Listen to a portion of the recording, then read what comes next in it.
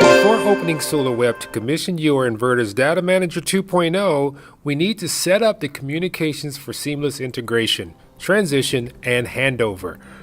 On your device, phone or tablet, and for this demonstration we are using a Galaxy S8, navigate to your Wi-Fi settings and ensure your Wi-Fi is activated on your device.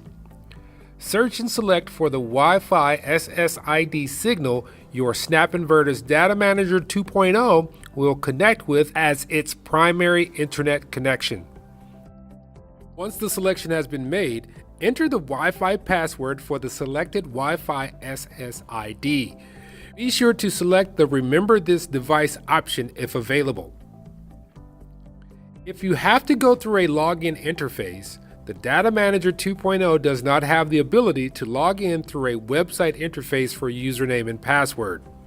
Once you have successfully connected to the Wi-Fi SSID signal and tested the functionality of your connection, activate the Wi-Fi access point on your Snap Inverter's Data Manager 2.0. For this demonstration, our Data Manager's Wi-Fi connection and Data Manager ID is Fronius_240.76017 with a universal password of 1, 2, 3, 4, 5, 6, 7, and 8. Select your inverter's Wi-Fi access point followed by the universal password which is listed on the Snap Inverter's Wi-Fi access activation screen.